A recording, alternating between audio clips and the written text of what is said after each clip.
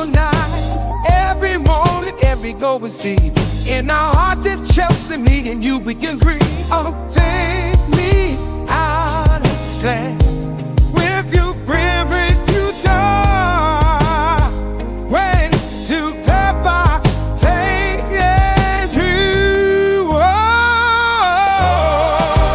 Chelsea, we stand tall. We stand tall. Everywhere we give our all. Everywhere, yeah. Forever we're true. Together we rise, just me and you. In nights that you will go on, 3 hours away, so need of my own. It will look so late in river. Whoa, whoa. In the blue, our spirits fly. With every cheer, we touch the sky. In this love, we find our way. Chelsea forever, day by day. Whoa, Chelsea, stand tall. Cover up with the hand. We give our all. Chelsea, forever we're true. Together we rise, just me and you. Hey, go wake up, baby. It's a Chelsea day. So blue, baby, let's chip and play. Talking dreams while the sky stays bright. Rest your head, but not the night. Every morning, every goal we see. In our hearts it's Chelsea, me and you, we can agree. Oh, take me out and stand with you, river you talk.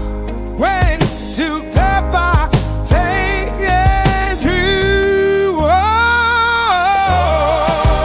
Chelsea, we stand tall. We stand tall. Everywhere we give our all. Everywhere, yeah. Forever we're true. Together we rise, just me and you. In nights that you will go on, 3 hours away, so need of my own. It will look so late in river. Whoa, whoa. In the blue, our spirits fly. With every cheer, we touch the sky. In this love, we find our way. Chelsea forever, day by day. Whoa, Chelsea, stand tall. Cover up with the hand. We give our all. Chelsea, forever we're true.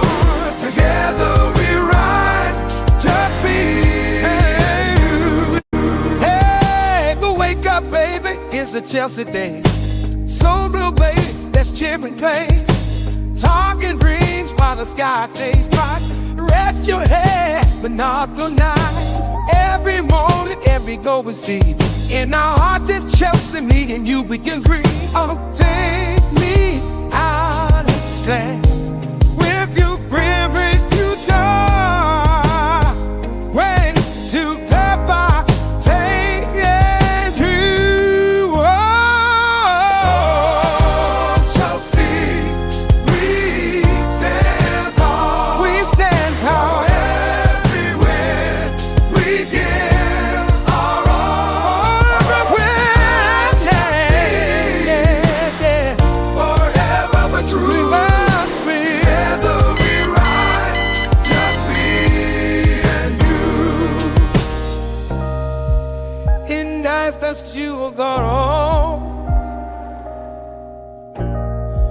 we always so need of my own. Ivalak sulipa in river. Whoa, whoa. In the blue, our spirits fly. With every cheer, we touch the sky. In this love, we find our way. Chelsea forever, day by day. Whoa, Chelsea, Chelsea stands on. Cover up with the hand. We give our all. Chelsea. Yes, good people, big up to all of you. I appreciate you all once again for finding the time to be with me for another edition of the Chelsea Daily Chelsea News Roundup show. I do hope you're all doing well. We do have quite a lot lined up to talk about. Hopefully, we'll get done within an hour. And what I ask of you is please just keep the topics aligned. Otherwise, I will assume you are having a good conversation with a community member, which we want you to do. But please, I can't read every comment, let alone the comment when the topic is everywhere, it can be exhausting. But that's by the way, I do hope you're all doing well, and I appreciate you all finding the time to join me this particular evening. I will get the initial comments and then go ahead to addressing the items we have lined up. The plan is to get it done, get through them in 1 hour, call it a day. I have other things to do. Rain, nice to see you, Rain. I do hope you're doing well. Good transfer if it happens. I think a lot. We have a lot that we're hoping that the club gets done when the transfer window opens. So, but we have an early transfer window this time designed to allow club exchange players before the Club World Cup starts. I think that's the case. Hello to you too, Rain. We better sign Osijek, a jellyhead. Okay, but nice to see you, Mr. Jellyhead. Big up to you to Nemanja Fowler. We beat Liverpool, surely.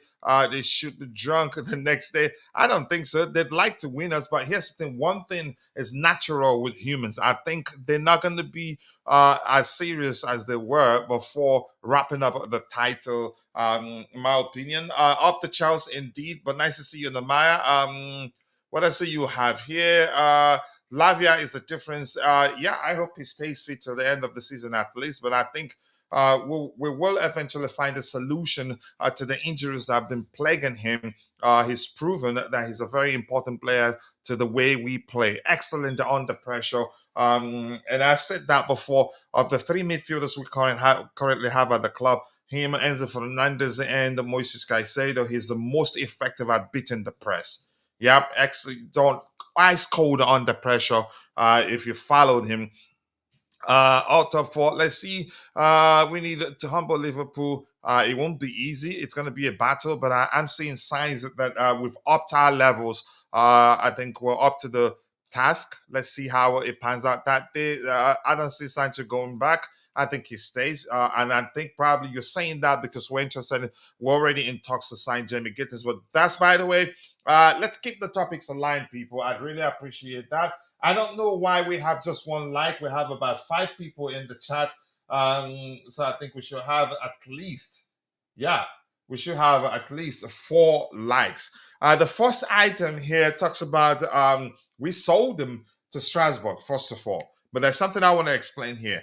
Juventus are showing interest in Diego Moreira, but the winger, the Portuguese kid, wants to remain at Strasbourg. I think he's a smart guy. He wants to be playing week in, week out. Week in, week out. He doesn't want to go to a place where he'd find it difficult to find playing time. But more importantly, something I want to say here. I think if it becomes good enough that Juventus are that interested in him, then Chelsea, I think, probably will swoop in and get him. I think this kid is a good player. He didn't just get a chance to show what he's capable of doing at Chelsea, especially under Mauricio Pochettino. But I'm hopeful. If he starts ripping up trees season after season, I think Chelsea will be the first club to say, we want to buy him back. I think I can see that happening. At this point, if he decides he wants to join Juventus, probably Chelsea wouldn't. That wouldn't be an issue. But I think it's a good decision. Again, it's a good thing that he's decided to remain there, and I think we'll keep watching him. We sold him for to get money to help balance the books. I think we like him, and we've already made a lot of gain from selling him because we signed him as a free agent. He wasn't playing and had to did wind down his contract to become a free agent, and we signed him. But let's see what happens. I like him. I didn't know we were gonna let him go, but for financial reasons, we did let him go to balance the books, and I'm happy. Yeah, football is just more than what you see on the pitch. There's a financial angle to it that's very important. Now things have changed from a financial perspective in the football world. There's FFP, PSR, and all those things. And if you don't comply, you could face a point deduction. And yeah, I don't want that to happen to my club. Next item, sorry, I don't know why X is having issues. It doesn't load easily. Takes tons of time to load. So I'm not sure what I'm going to do with this one. Maybe refresh it to see if it shows. Uh, but if you're in the chat, keep dropping the likes on the stream. The likes do go a long way. We have just one likes, and we had 13 people watching, now 8 people. So we should be doing a lot better than just a single like. Let's see. Namaya is saying it's sad that we're giving Liverpool guard of honor. It's required. I think the other day I did talk about it, and somebody in the chat said it's not required, and Bobby was here to refute that claim and let us all know that it is required. It wouldn't make sense if it's not required, and I think if anything, let it bring the best out of our boys. Let them play the game with anger, with the, you can say with give 150% of their best and try to win it. I think we can. And I'm going to say this. I've already said that already. It's natural. It's a common occurrence with humans. They've wrapped up the league. So I don't. There's no way. Even if the manager select their strongest 11, there's no way they play at the same level they've been playing all season. It's only natural that the level at which they played with drops on that day. But the question now is, are we going to go into the game with that mindset that, yeah, they're not going to be that serious, then we'll end up losing that game? Irrespective of how they play, it's still a final for us. It's still an important game for us. To them, not necessarily, but they'd like to win.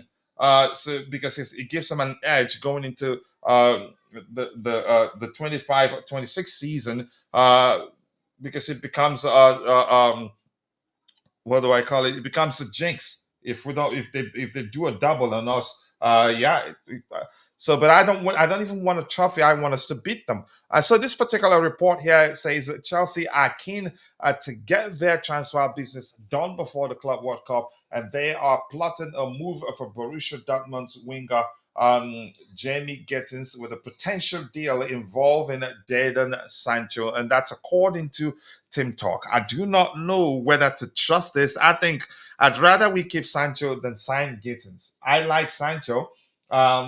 And I've talked about how people were complaining that he's not performed consistently. But the truth remains that those games when he hadn't performed consistently were games where the entire players, all the players we had on the pitch played poorly.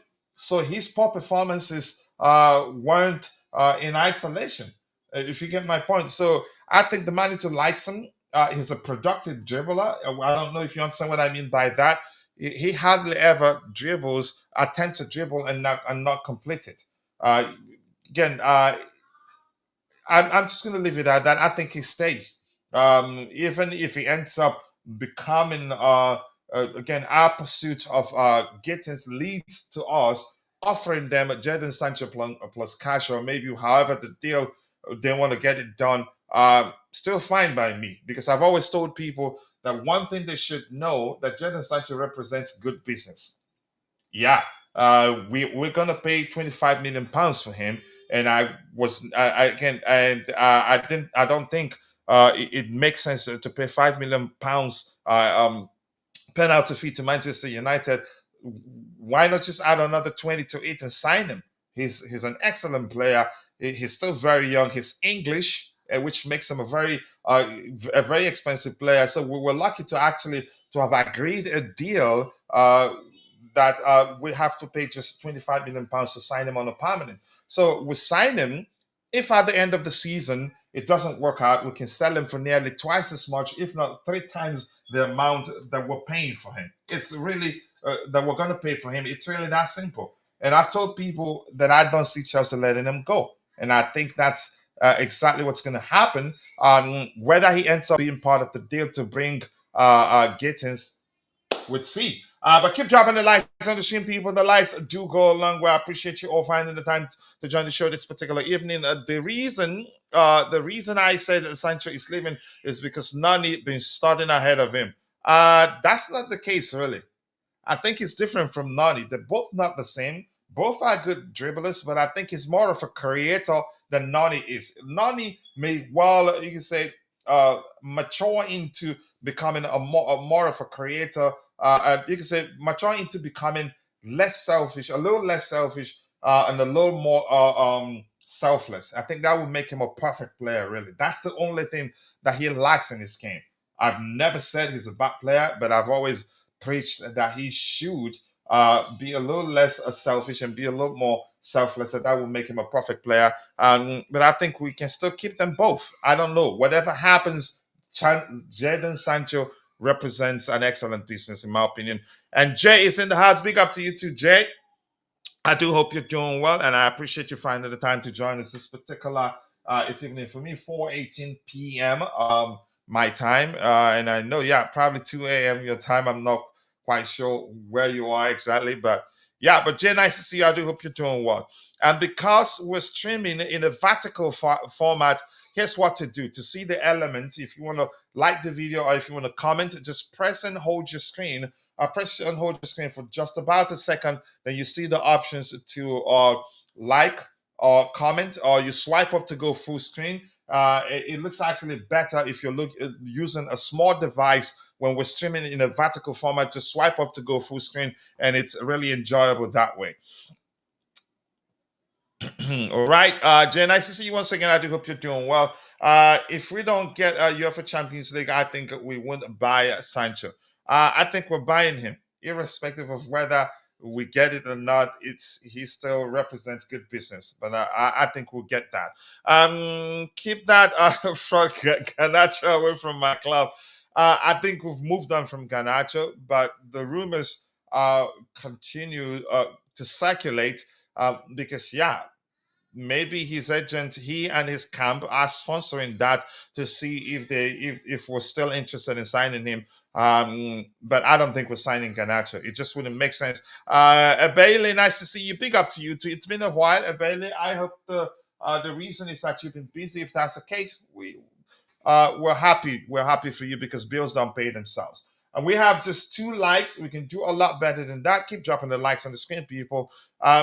Big up. So Jadon Sancho, I think, stays, irrespective of whether we end up you can say making him part of the deal to help us get our man in Jamie Bynoe Gittins. Fine by me. I've always said he represents good business, that he stays. Then whether he stays for beyond the coming season, or I don't know what's going to happen. Next item we have here. So your thoughts, anything? We get to Petrovic in a bit. Work has been tight in the past a few months, but we thank God. Blessings. I'm happy for you. Petro Santos, new striker, bring on the new season. I think we're going to be, we're going to be cooking in the 2025 2026 season. There's also Esther William. Did you mention him? You didn't mention Esther William. So plus we will sign a striker. So I think plus we've made some progress, but I get it. The average football fan sees only 3 things: draw, win, lose. But if you understand football very well, beyond that, we've actually made a huge progress in terms of the overall development of the squad We've learned to manage game. We've learned you don't see us panic towards the end of games. Towards the end of game of every game we played in recent days, in recent weeks maybe, we actually play with more seriousness than usual, in my opinion. And Estevor, of course. Yep, the kid is special, and I'm glad to have watched that interview where he talked about the project, how he practically saying he can't wait to get started. So I'm happy. What a talent was signed there, and I'm happy with signing him. So for me, Jadon Sancho, I don't think he leaves Chelsea. Next item talks about Jamie Gittins. It looks like we've been in active negotiation, conversation, maybe whatever you want to call it. As we push to sign Jamie by not Gittins. So this particular report reads that Chelsea and Dortmund are in close contact about various deals. So not one, not just Gittins. Okay. I was thinking ahead of myself. I was going to say, okay, maybe that includes Jadon Sancho because they want him. We've heard that we've addressed a particular report that suggests they do want him. But this reads, Chelsea and Dortmund are in close contact about various deals this summer, with Carney Chukwuemeka permanent transfer potentially being part payment for Gittins. So no, so this is Jadon Sancho is not going to be part of it. So if anything, they will hold on to Carney Chukwuemeka and we will discuss his value and see how much we'd have to give them more to get our guy in Jamie Gittins. And I've always told people I think Jadon Sancho stays. But that's my opinion anyway. So Gittins, I'm not going to lie. I've seen him a few times. I don't know him that well, but a lot of good stuff have been said about him. I think I watched one of Football Jan's video. He talked about his dribble success rate, that he's actually really good at it. Correct me if I'm mixing things up here. So I like him. He's a productive dribbler. Jadon Sancho also is a productive dribbler. So I'm looking. If they really want him, get him. I'll support him. Hopefully he does well, and he wants to come to the Premier League. There are other non-Premier League clubs interested, but his preference would be to come back to the Premier League. Did you like Noni on the left against Aston? He was excellent. He was not just me. I don't hate him. I've always preached what I believe he needs to do to become better. And I'm going to repeat myself again. I'm starting to sound like a broken record, but that's okay because that's a fact. I've always said he's a good player, underrated to some extent. What he has to do is just be a little less selfish and a little more selfless. That will make him nearly a perfect player. There's no such thing as a perfect player, in all honesty. So he was good.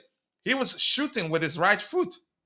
So yeah, no surprises there. But the surprise is that I didn't know he was going to be that good if he plays. If he played again on the left. But yeah, I'm happy. So we've seen something new there. And he looked a much better player than we know. The reported price of 60 to 70 million.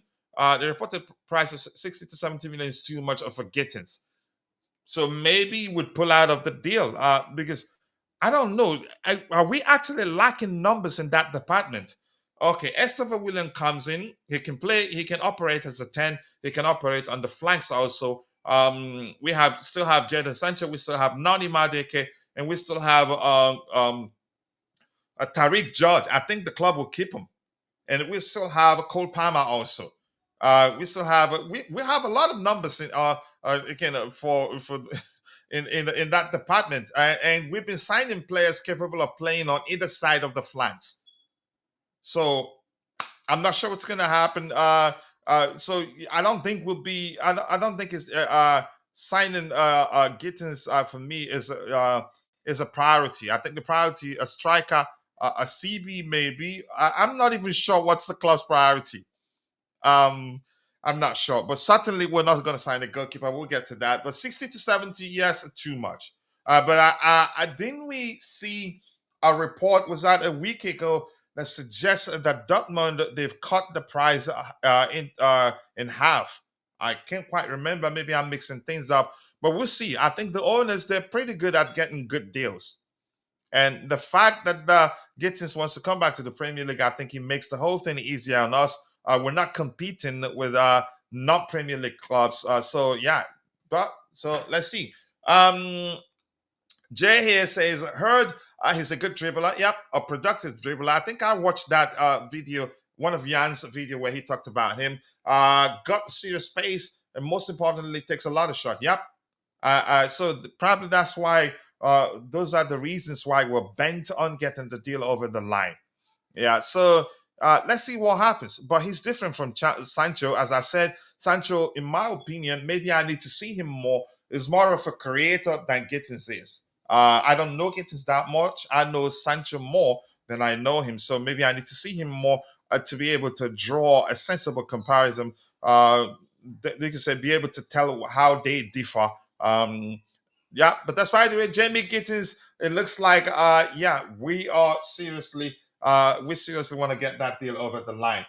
Keep dropping the likes on the stream, people. The likes do go a long way. We do have 43 people following the show, but only 14 of those on YouTube. The rest on X. If you're following the show on X, we do appreciate you. We're getting closer and closer to 5,000 followers on X. If you don't mind, take a second, drop a like on the video, and also do follow our X account to help us get to 5,000 followers. And if you can come join us on YouTube, we'd really appreciate that. Very soon, we will restart the program where we do something for our members who are students. We usually do $50 monthly for members who are students. I've been there in a foreign land also, so I know how that as such $50 will go a long way for a student.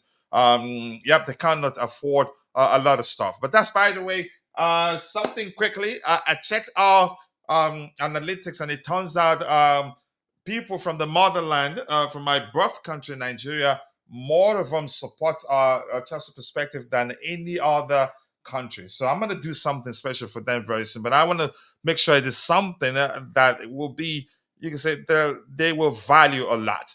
Siaka, South Africa, nice to see you. I do hope you're doing well, and I appreciate you finding the time to join us. Greetings to you all. Is this news true or false information? Chelsea given green light to stage home games at legendary stadium while they redevelop Stamford Bridge. I haven't read anything to that effect. If I have, I'd let you know. Apologies for that. But educate us if you've seen anything that educate us. That's what we're here to do. And we still have the Kida from Lisbon for the reasons. Oh yeah, Quenda.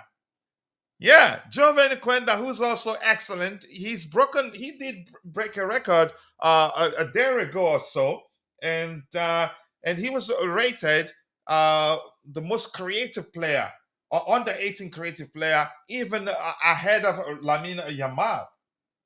So I think we do have numbers in that department, so that it makes sense to say the signing Gittins isn't a priority for us.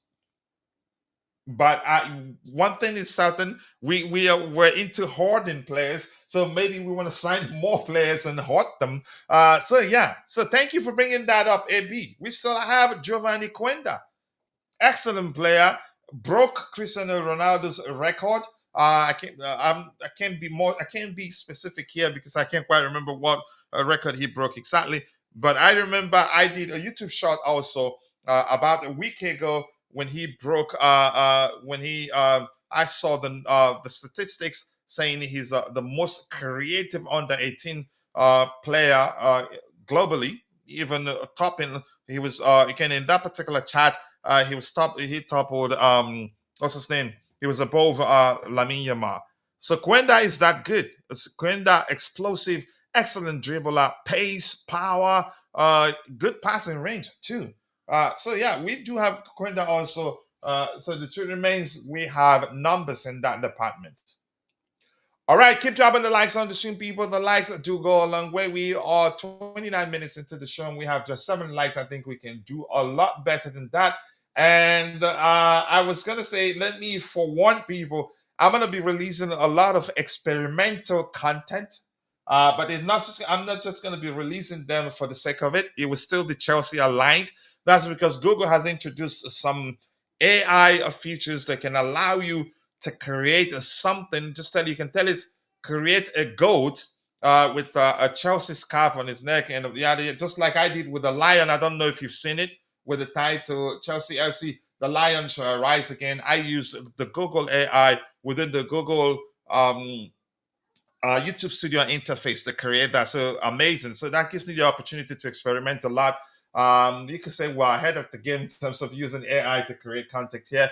But that's by the way, keep dropping the likes on the stream, people. The likes do go a long way. We appreciate you. 7 likes. We can do a lot better than that. So Jay here says it's about Twickenham Stadium where the rugby authorities are open to allow Chelsea use the stadium as they want to increase revenue, but the local authorities are against it and will veto it. Politics. Dang it. Politics. I read that with all my energy, and then when I got to the latter part of the paragraph of the comment, it is something just drained the life out of me. Politics, honestly, it just oh my goodness. Keep dropping the likes on the but thank you, I thank you, Jay, for that information. I appreciate that. I will do more research on that so that I'll be properly acquainted with the situation. Yeah, so if any question comes up, I'd be able to answer it effectively. So the next item we have lined up here reads that's Team Talk reads Chelsea are aiming to sign Dean Huijsen and Marc Guehi in the summer transfer window. So both, it makes sense now because here's the thing. I was thinking that maybe the club's intention is to sign one of the 2 players. And we had the show here. Dante was on the panel and Bobby was on the panel, and we compared their numbers. Boy, Dean Huijsen, if you're going by the numbers, Dean Huijsen far better than Guehi. But it's important. We've always talked about this. We've talked about this a lot on Transfer Perspective. The importance of not going with just either numbers or eye test. You need both. They each complement each other. If you see the numbers and then see the player play for 90 minutes or more, then you make you arrive at a very sensible conclusion whether they're a good player or a bad player. But if you go with one without the other, you'd have a problem. So now I was amazed at how far in all the metrics we checked that day. I think only Guehi beat him just only in one metric, in a single metric, and then before I said something, Dante said, "Wait, listen. If you want a leader, then Guehi is your man. But if you want one more ball playing player, then Dean Huijsen is your man." And then we immediately started discussing whether we're looking to sign both players. And I think it was Bobby that said, yes, we're looking to sign both. And now it makes sense. Because I was saying, indeed, if because we lack leadership in our back line, so Guehi would be the perfect signing for us, but we could still do with Dean Huijsen because he's an intelligent player. He reads the game a very well, excellent ball carrier. What I'm not too sure about that I need to pay attention to more is his passing range. Because that I think Levi Colwell, as bad as he is, again, he's still learning. He's not perfect yet. He's still very young. He may well become one of the best center backs in the world in the near future. But right now, he lacks in some important departments. But one thing he has in terms of his passing range, I think he wears that crown. He's excellent. I enjoy Levi Colwell's passing range. So good thing that we're looking to sign both. Hopefully, we'll be able to get both deals over the line. But we may well the asking price for Guehi may well end up being the issue. In the case of Dean Huijsen, there are other clubs interested. I get it. We did address a few reports, was it a week ago or so, that suggests that that we're leading the race to secure his signature. But I think David Austin and Fabrizio Romano both did refute those reports saying no, nobody is leading the race to sign the player. I think what was said in those reports in question made sense because did make sense because we have a good relationship. That apparently we do have a good relationship with his camp. So maybe that made it very believable. But that's by the way, it's still open. If Madrid, some rumors suggest that Madrid aren't that interested in signing him, and his preference would be to remain in the Premier League. Whether that's the case, I honestly do not know. So he's destined for Real Madrid eventually, according to Jay. But even for 2, 3 seasons, I would love Huijsen at the bridge. He's such an intelligent player, and I like that, honestly. Reads the game very well. And here's a brother, a fellow Chelsea supporter from Russia, Might. How do I pronounce your name? Might 338. Hello from Russia. Do you know Andrei Arshavin? Andrei Arshavin of Arsenal, correct me if I'm wrong, former of Arsenal. There's one game where he scored 4 goals. Yep, that was a game he scored 4 goals for Arsenal. He played on the Arsene Wenger. Yeah, and by the way, my brother went to school in Russia, Volgograd, Russia to be more specific.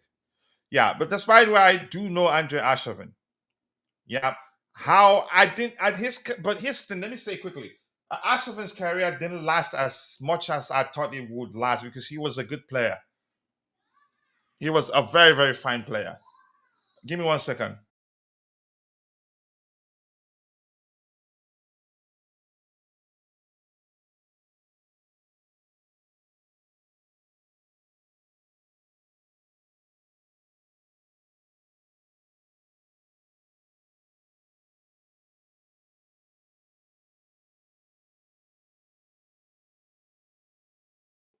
So yeah, if I don't know Andrea Shavin, which means I started watching, following the Premier League yesterday. Let's see. Remember, Coach, we will have a 20% discount on Marc Guehi selling clause. So that reduces the price. The asking price, they were asking for 80 million pounds or something north of 70. I can't quite remember the exact amount that they were asking. So if that 20% of it, maybe that makes him cheaper for us.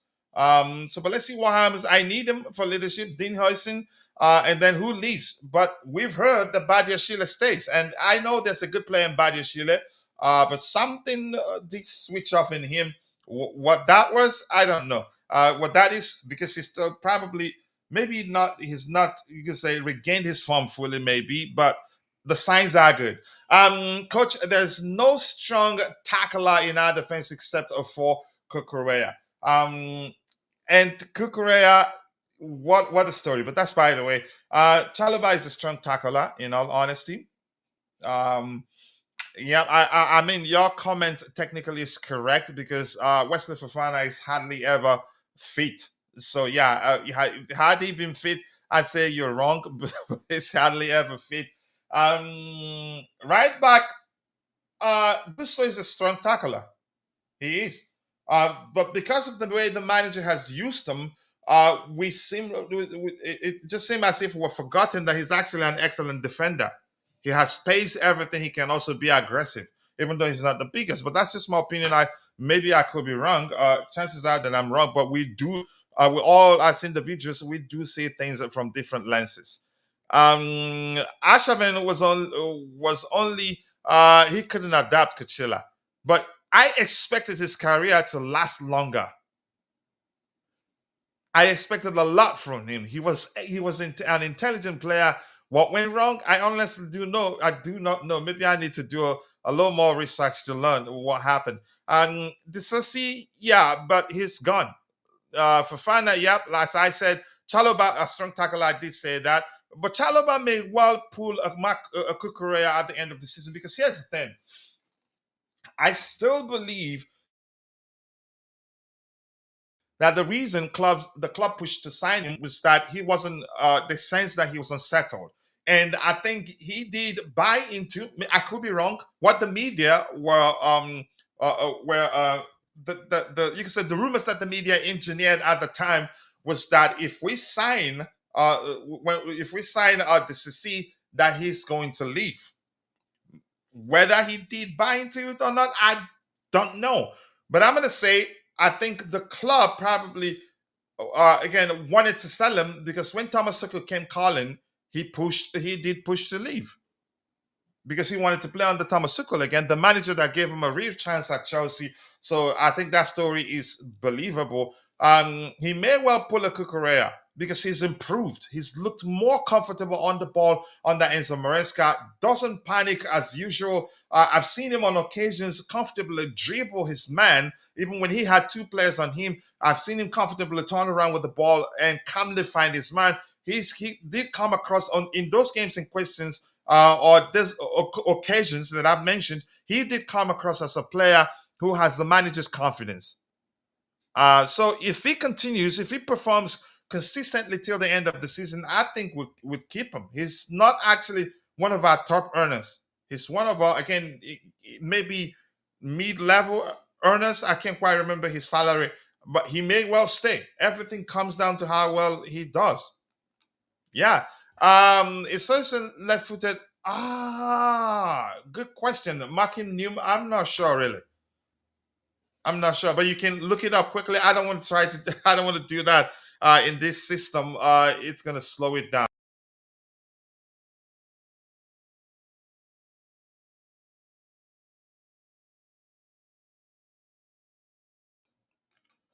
All right, what else do we have here? I can see Fofana leaving. We'll get to that in a bit. Relax. I can see Chalobah staying.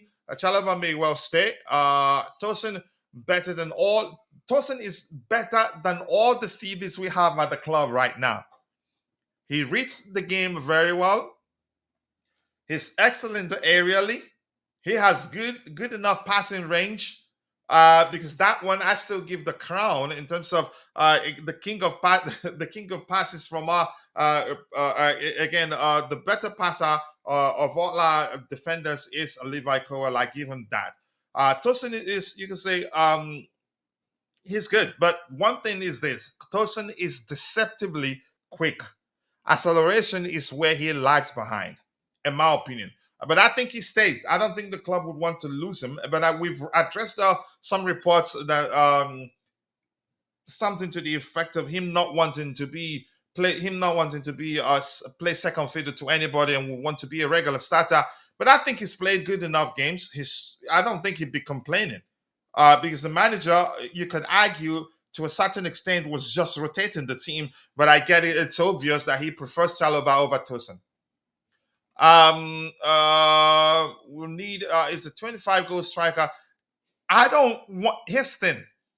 Did you notice the Man City are actually playing better in the absence of Erling Haaland? I'm not saying Erling Haaland is a bad player.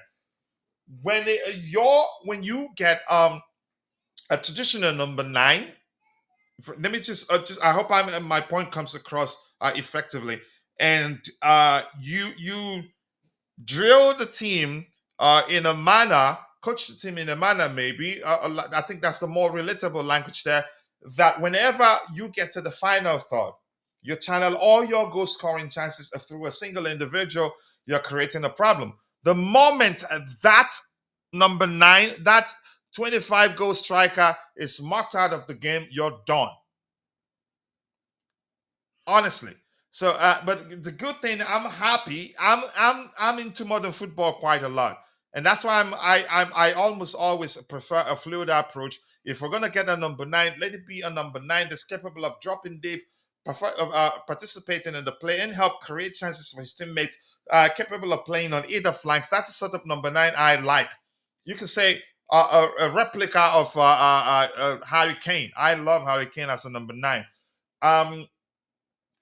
Let me say this. Remember under Thomas Tuchel, I get it, irrespective of what anybody says. Thomas Tuchel okayed the signing of Romelu Lukaku. I know he would have wanted a different striker because I followed him from his days at Mainz to Borussia Dortmund to PSG, knowing that he doesn't like to play with your stereotypical number 9, out and out number 9. he likes a hybrid number nine. You should be able to do a lot more than wait in the box for the ball to finish it. And that makes your team fluid. That makes your team unpredictable. They're not going to target a single person because that person is a number nine and stop his team from scoring, which was why he did say in one of his pressers that when asked if he's going to build the team around Romelu Lukaku to get the best out of him, and he blatantly said no during that presser, which is which I like because I don't like a traditional approach in terms of the attacking area of the game. Now, if you remember, we had Lukaku before he got injured. He was scoring. I think in one game was there a game that he scored 2 goals, but there were other games where he scored one there, one here, one there, and it was mainly him scoring goals. And the number of goals we were scoring in games dropped to a certain extent. I'm not sure the exact numbers. I'm not going to give you exact numbers, but it dropped until he got injured. And in this absence, we start scoring 2, 3 goals per game because we started playing with a more fluid approach. But when he was on the pitch before he got injured, it just seemed either subconsciously or by design, every time our wingers or our midfielders get the ball, they try to find him. Yeah. So, but that's why we move on from that. I don't want the focus to just be the number of goals a single individual can score per season. It's not going to be possible on given the way Maresca plays. I think the goals will be shared between the wingers and the midfielders and the number nine guy. So I don't see we're not playing in a manner that you have a single individual score 25 goals. And if you've been paying attention since even the days of Mauricio Pochettino, we've been looking for players capable of playing centrally in the number nine position and on either flanks. Yeah, but right now I think we're looking to mix it up a bit, get on number nine, but not just stereotypical number nine, not your traditional number nine, not the sort of Romelu Lukaku number nine that will be inside the box and be pointing where he wants the ball. That believes once he gets a scoring goal, it should be him, except if it's not in the box. Does that make sense? But AP, I get your point. I think Mitchell Bashwai. Thank you. That's definitely Jay.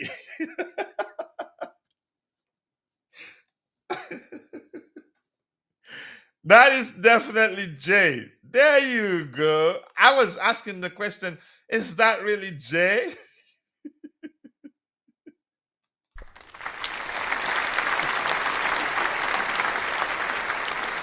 Uh, that's definitely Jay. There you go.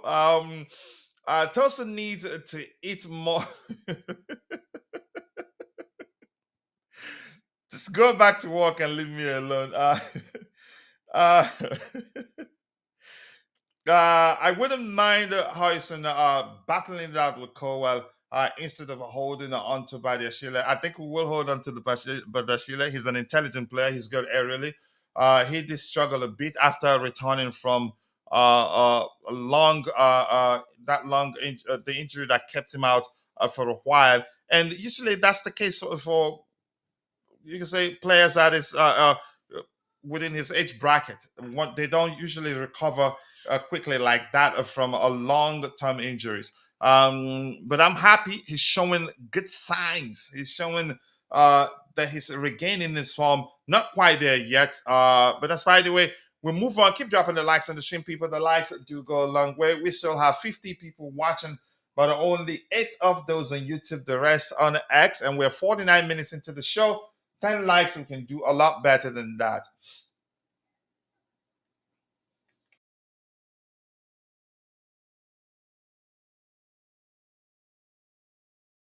I do like this news.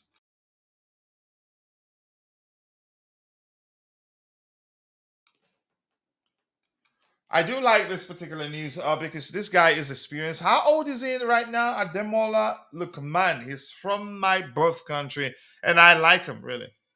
I really do like Ademola Lookman. But the report is from Cardiff side. Cardiff side, I think, is an affiliate of Fabrizio Romano. Is it cut offside or is it another? I think it is. It is cut offside that it's an affiliate of Fabrizio Romano or vice versa. I'm not sure how to phrase that correctly. But this reads Chelsea are one of several clubs planning to hold transfer talks with Ademola Lookman in the summer. You can argue, let me remix that a bit, given the fact that he's definitely going to leave Atalanta. He had a falling out with the manager. Some comments were made and all that, so he's definitely going to leave them. I think he's a player I'd like us to look into if we can get the deal over the line, get him. His experience, and he's been there, done that, and seen it all. He's playing in the Premier League too. I think Everton. What other club in the Premier League? Um, he's also played in Germany too. Didn't really do well, but he really, you can say he started finding his feet in Italy at Atalanta. He scored a hat trick in the final of the Conference League. Was that a Conference League? I think it was. So he's a good player. His experience, very humble. It took you can say it took a while for you can say his form for him to reach that level that I've always hoped for him to reach. Because yeah, you say some circumstances anyway, but I'm glad he's there now. The whole world, the entire world knows who he is. He's an excellent player. But I'm not sure whether to believe this or not. But we'll see what happens. All right, what else do we have? Houston is right-footed. Okay, thank you for that information. I'm not going to forget that again. Badia Shile is aerially weak. Is he really compared to Cole? No, I think he's better aerially than Colwell, but maybe I could be wrong, Marcum. I would check, but I know Colwell isn't good aerially at all. I don't consider him good aerially. Chaloba, I know, good aerially. Yeah. Lookman is 27. Yeah. So his experience age-wise and the number of games he's played also. And I have to be specific like that because people usually use age and experience interchangeably. The fact remains somebody could be 22 and be more experienced in a particular vocation than a certain individual who's, you could say, probably had who hasn't had the opportunity or hadn't had that doesn't have you say haven't been there as long as he's been there. So it has to do with how long you've done a particular thing, and then but 27. So in both perspective, age wise, and also how many games he's played and the things he's won, I think he's experienced enough. If we're serious, and this I'm believing this. Correct me, isn't this the outlet that Fabrizio Romano used to go on and release videos or maybe do some what's the language I'm looking for? Uh, do some shows strictly for that outlet. Okay, but that's by the way. Badia Chile just height, no dominance, the same problem as Sesko. Wow, some comment. You educated me on that. I think he's good aerially, but maybe I need to pay attention more. So we have the legendary Bobby in the house. The plan is around of within an hour mark, but we might well go beyond that a bit because I like to respect Bobby. I'm gonna you can say help him get up to speed, let him know the items we've discussed to see where he comes in. Bobby, big up to you and thank you for joining. I do hope you're doing well, and I appreciate you for finding the time to be with me on panel. Pick up, coach. Yeah, sorry I was late. I didn't even know you were streaming. I just bumped into it. So better late than never, I suppose. Or as Max would say, lateness is greatness. Yeah. That's the truth. So we talked about uh, Diego Moreira, who's doing very well at Strasbourg. He can be physical. He's quick, highly technically gifted. I think we just had to sell him at the time because we needed some quids to balance the books. He's shown great form, and rumors are that Juventus are interested in signing him. And I was telling people if it becomes good enough that Juventus are serious about signing him, I think Chelsea will consider signing him back. We just had to sell him to our sister club to get some money. And this talks about interest, our pursuit of Jamie Gittins, where He reads that Chelsea are keen to get their transfer business done before the Club World Cup. And yes, I think we've talked about how there's a new transfer window before the Club World Cup to allow clubs to change players and get the players they want to be in the competition with them. And this one here, Jamie Gittins also were in active conversation with them. And this also, we did talk, you and I and Dante did talk about this the other day. We're interested in signing both Marc Guehi and Dean Huijsen. And that makes me happy because we talked about how Guehi brings leadership. And this also talks about that we are one of several clubs planning to hold transfer talks with Ademola Lookman in the summer. So wherever you want to come in, so we can move to the next item. The plan is to get done in an hour, but we can go a little bit beyond an hour because of you. If you have, it depends on what you have to say about the topics that I've read out to you. Yeah, I mean, Guehi and Howson is, extremely important and would be good signings for us. I've been reading a lot of nonsense about Wesley Fofana being sold and so on. The guy has to be fit and playing before anybody's going to buy him. So we need to forget that. Once he's fit and playing, then it becomes a conversation. Because the fact that he can't give us a season and has never given us a season since he's been here doesn't really at all. As for Ademola Lookman, I don't want to see him at Chelsea. I'm sick and tired of physically challenged players. He's too small. We've got enough little men. We need some big guys. I don't really see what he will offer that, for example, Jadon Sancho can't offer. It makes no sense to me at all. Yeah, but definitely Howson and Gui, I think would be that's certainly the correct signings for us in the defense. And then we can hopefully see the departure of Desasi, probably even Badiashile. Who knows? But I'm not envisaging big up AB. I'm not envisaging Howson as a centre back. I think he'll be flirting in and around that defensive midfield area. That sort of thing Maresca is trying to do with Achampong. Yeah, yeah, that's sort of floating in there. And that would allow us to have a lot of cover in case Lavia doesn't last the season again.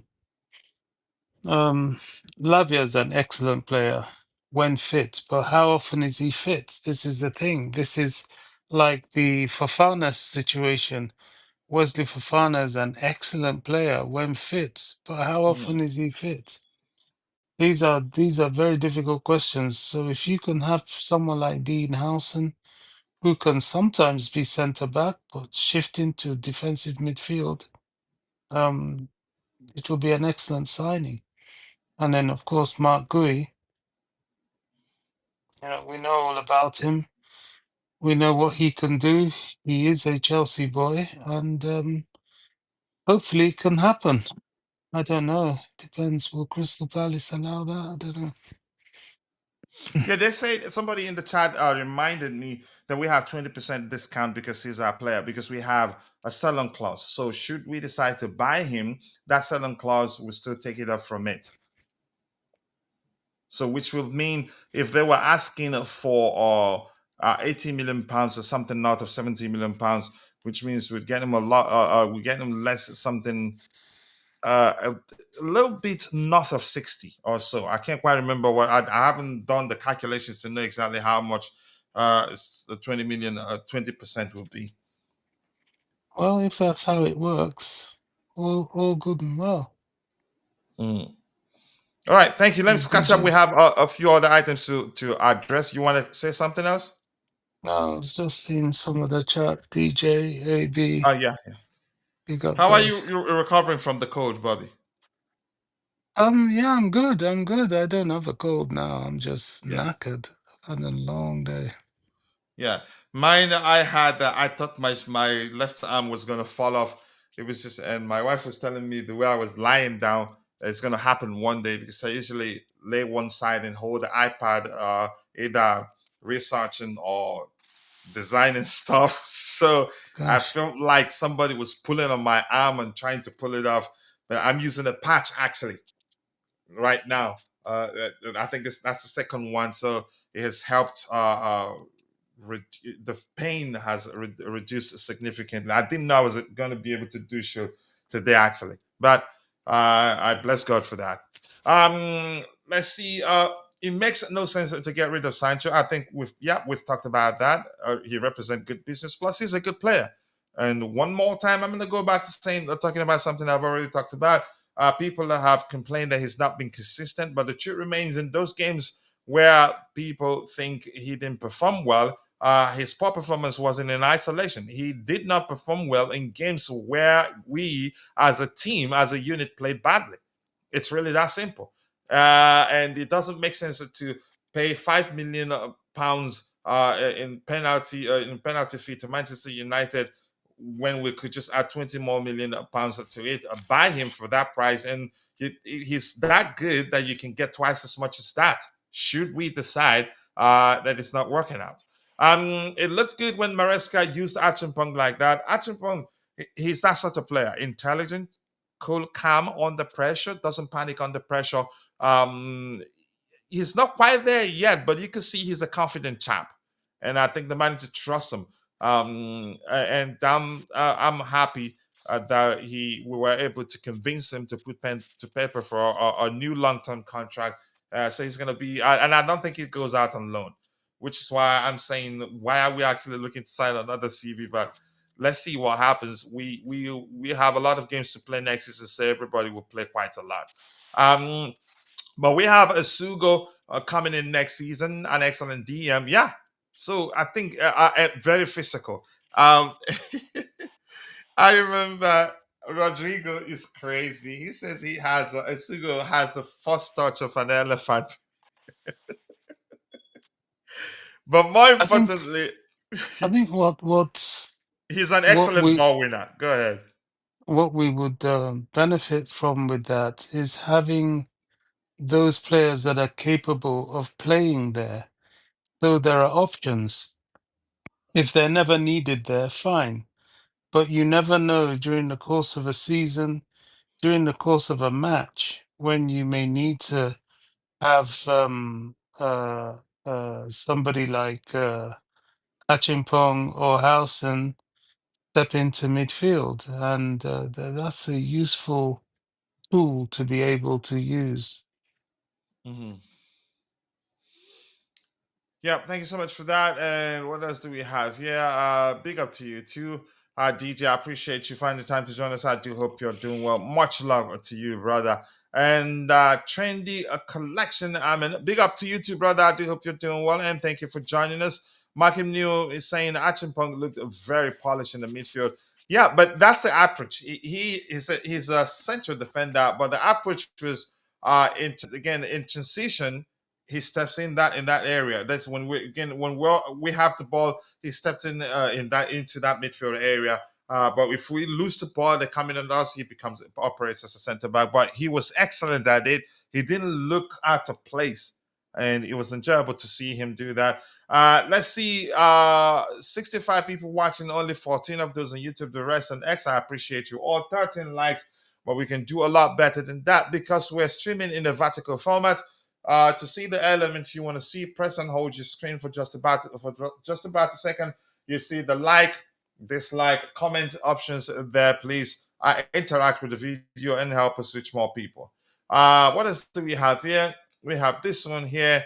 Okay, this is the most interesting. I even had to leave. I want us to also see what Chelsea fans are saying there. This reads, reports in Germany are claiming that Leverkusen are seriously considering a move for Petrovic and are willing to spend big to land him. I think this is absolute horse dung. We're not going to sell Petrovic, and we've made it clear that that the Gregory, is it Gregory or Grego? How do you pronounce his first name? Kabul rumors are absolute nonsense. We're not interested in signing him. That we will select next season's number one in house. That includes Georgi Petrovic, Robert Sanchez, Philip Jorgensen, and Mike Pendas. I think Petrovic deserves to be the number one, and you will see reason why that is the case, Bobby. Just pay attention. The next one says that we have the best goalkeeper in Europe. Yep, this is according to Who Scored, which says that Georgi Petrovic is the best rated goalkeeper, 7.08 in Europe top five leagues. Yeah, in Europe's top five leagues this season. That's how well he's done. And here's the thing: we're lucky. He played where we see him tested week in, Mhm. week out. Because if they had such a strength defense that they had to get to him, we wouldn't know. And most of the games they won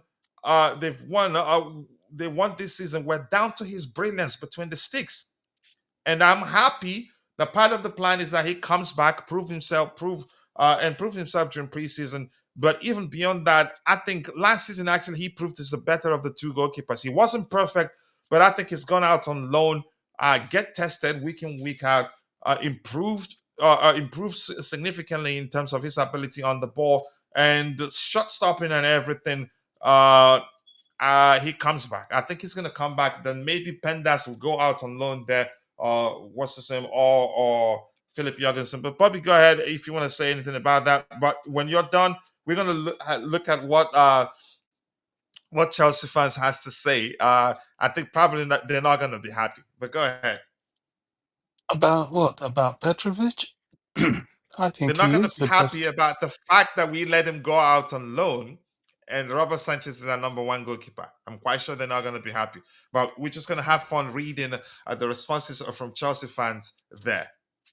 But go ahead. Yeah, I mean, if you have any of your old records from your streams way back in the summer, even before the summer, I never wanted him to go on loan. I always thought he was the number one ahead of Mm, Robert Sanchez.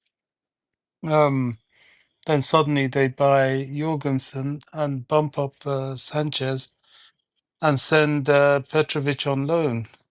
You know, maybe Leverkusen should buy Sanchez instead of Petrovic.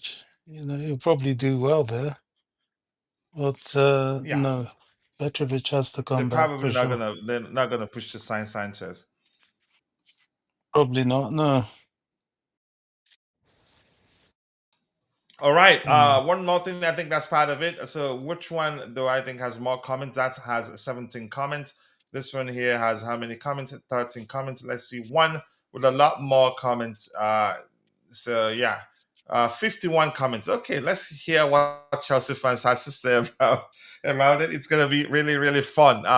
Fans' opinion time. What else do we have here? Vic is in the house. Please go back to work. Nothing the Juno has said about the project is accurate. The story is always changing, coach.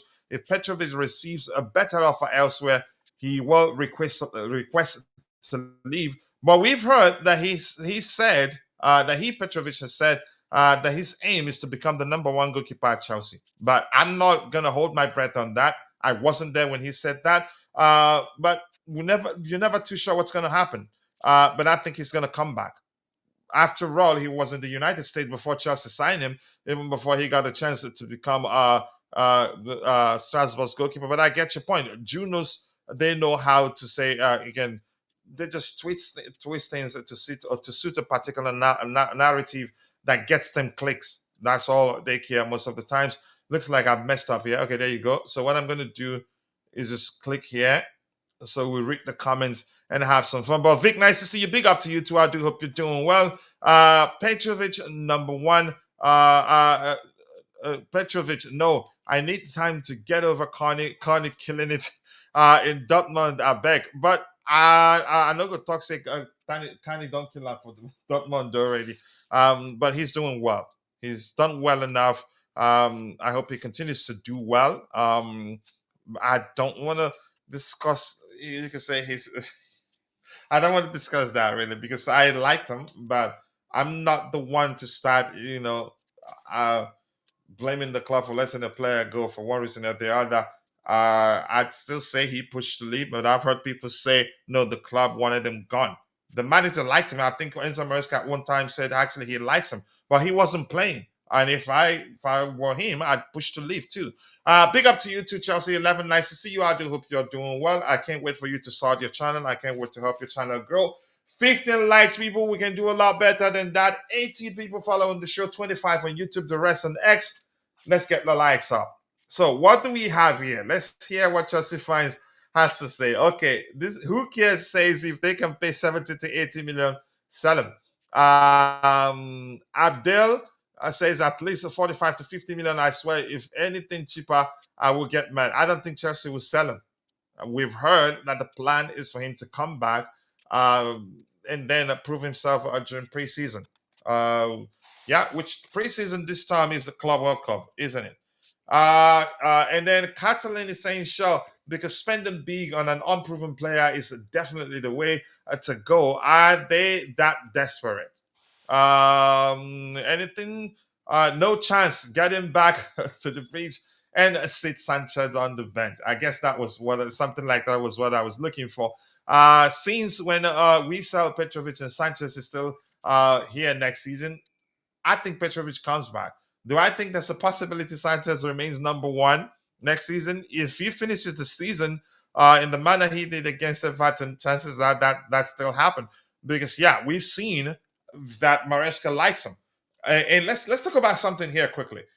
When he was benched for Philip Jorgensen, Jorgensen came in and was doing a good job, really. But it didn't look as if Maresca never trusted Jorgensen fully. And he changed his tone from saying that we have two good goalkeepers to straight up saying, yeah. Sanchez is our number one goalkeeper. I couldn't stop laughing listening to him talk about that. So this one here, let me bring Bobby in the middle, yeah, and switch this like this so that the item we're discussing at the bottom. If they drop a tempting offer, I see our owners selling him as fast tracking. Look, our owners they don't sell players like that. It depends on the player in question. There are exceptions. If they feel like Jorgensen is a solution to our goalkeeping issue, they're not going to sell him. I get it. Some people will disagree. There are also reasons. If we have to balance the books, chances are they take the money, but it depends on the player in question. I've made a mistake here. Bobby, go ahead. You wanted to say anything else? Yeah. Well, the Robert Sanchez conversation is very clear. I can't think of Mm. anybody that's convinced by him, despite the fact that he did give us a man of the match performance last Saturday. Was it Saturday it was Saturday? Did we So play on Saturday? I think we played on Saturday. yeah, Saturday. So Petrovic really has to come back, but then he also has to come back and prove that he is indeed that number one goalkeeper and perform in the Premier League for a full season. Last time when he came on for Sanchez, he started out looking like a huge improvement and, in fact, even won his place. But eventually he started slipping a bit and lost his place again. So, and that's all the things that led to him going to Strasbourg. Now, I don't think it's a bad thing he went to Strasbourg because coming from the MLS and going straight to the Premier League, there was no buffer. There was nothing to No introduce him. prior European experience. Exactly. So, though he's taken a step back, I think that step back is necessary to help him, take the necessary steps forward. And I believe he will. Yep. And here, Vic is saying if Sanchez remains number one, then Petrovic will not return. I didn't do my calculations up to that point. I just talked about Petrovic and talked about Sanchez also. So I didn't get to the point of what happens if he remains number one and Petrovic, whether Petrovic will still come back or not. But you did that. But let's see what happens. Let's see what else we have here. Keep dropping the likes on the stream. The likes do go a long way. Sanchez cannot be our number one next season. Yes, he's done well on Saturday, but has big issues to be a number one. He has to prove again. I'm not sure who's going to be our number one next season. I'm not going to hold my breath and say certainly I'm quite sure it's not going to be Robert Sanchez. I'm not going to say that because I was certain he's not going to get a sniff of the goalpost again after Philip Jorgensen benched him. And the way Marc brought him back, as long as he's still our manager at the end of the season, I'm not gonna bet. I'm not gonna bet a buck that that's not gonna be our number one. But that's by the way. Again, whatever happens, I think we'll have a better season next season. But that's by the way. This particular report here, that's according to RMC Sport. It reads Newcastle United, Manchester United, Tottenham, West Ham, Chelsea, and Liverpool are all interested in signing Jonathan David DJ South when his Lille contract expires in the summer. But Marseille are hoping to persuade the player to stay in France. Yep, that's DJ's brother. He's been preaching for the club to sign him since I knew him from Baggy's it when he was Baggy TV before it became a Blue Lounge. Before it became Blue Lounge. What else do we have here? DJ is saying I think if I just that one and Chelsea 11, our defense was horrendous. That's why Petrovic was sent on loan to Strasbourg. That may well be the case, but I think at Chelsea he made a few mistakes that you don't make it when you're Chelsea's number one goalkeeper. I heard huge links to Gregor Kobel. I think there were subsequent reports that came out that you could say refuted that were not that it was way off the mark, which simply means that we're not pushing to sign him as previously reported. So this guy is experienced. In terms of playing style, in terms of you can say he's not he's more of a hybrid number nine. If anything, he's just a better finisher than Nicholas Jackson. I think Nicholas Jackson is he's more experienced and a better finisher than Nicholas Jackson. Nicholas Jackson is a more rounded player than him.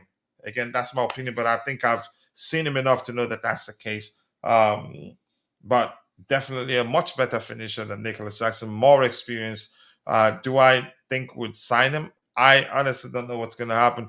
We've been linked with a move for this guy, for this Canadian international, for 1,000 years. But I don't think we're interested in signing him, even though our name is mentioned in the report.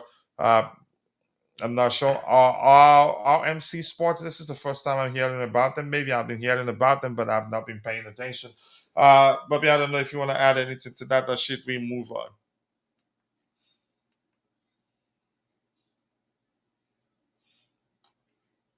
Yeah, we could move on, coach.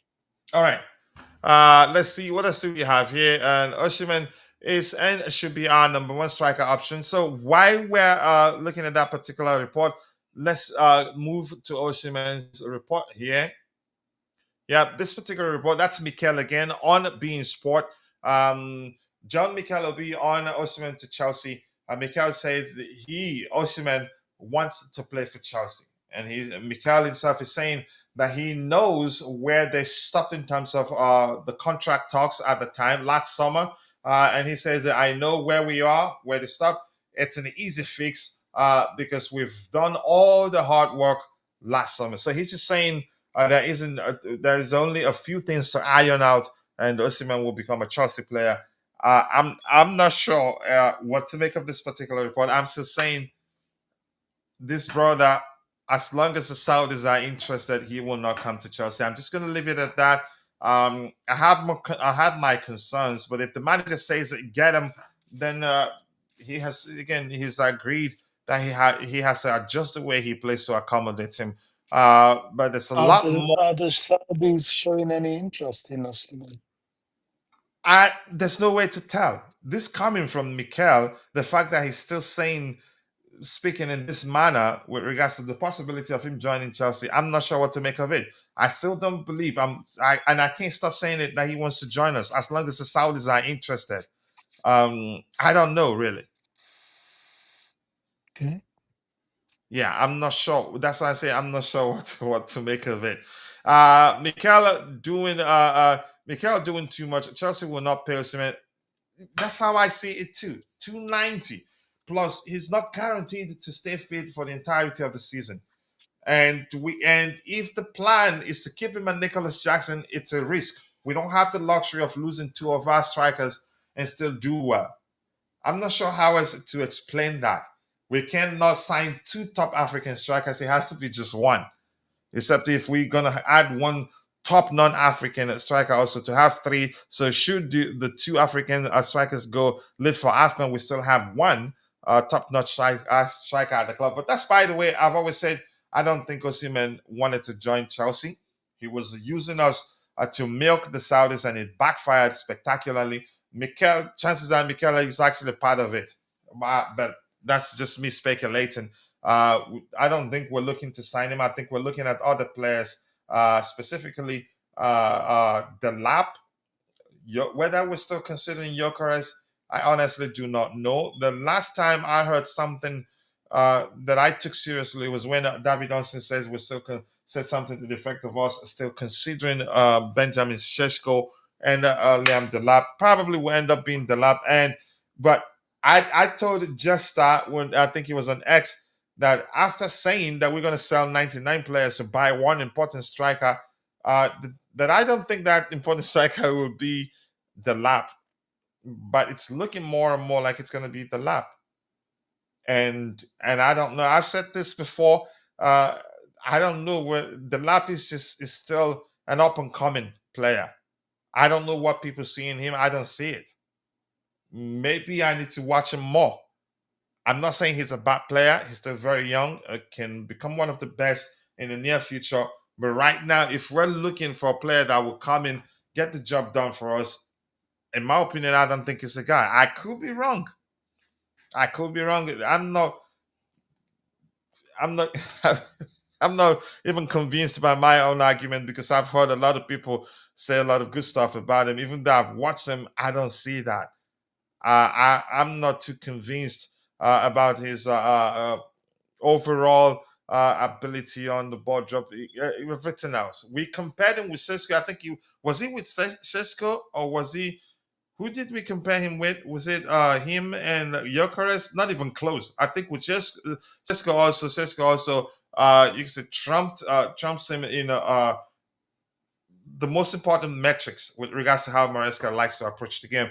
But that's my opinion. Let's see what they do. I'm still not sure what they're going to do, really. Marc Guehi is enough for 10 games. Come on, coach, for the African period. I've said what I said about us having two top African strikers.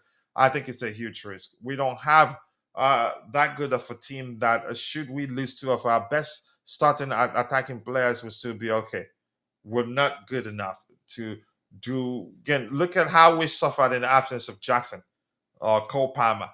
But that's by the way. So I'm not sure this is gonna happen.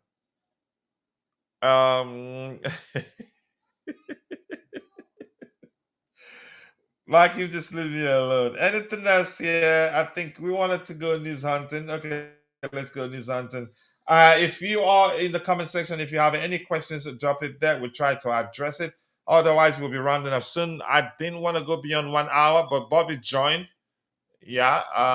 Bobby, you wanted to say anything about Jonathan David? No, you can stick to scripts, His coach. brother. Yeah, I mean, Jonathan David, I don't know. There was a time he was hot. Then I think he went to a World Cup and looked kind of average. After that, he's sort of gone off the radar a bit, and now he's up for sale. I'm not sure about that, to be honest. He will leave as a free agent at the end of the season. Okay. So Well, I I'm not think sure the about plan him as a yeah, go ahead. striker.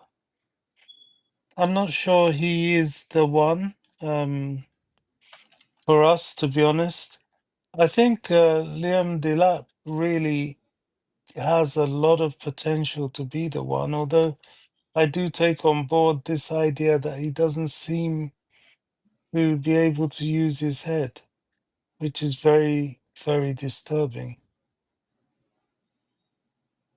Yeah. Jonathan David, not the profile of striker I think we should be looking to sign. Probably maybe the temptation is that he's gonna come as a free agent, saves us a lot of money.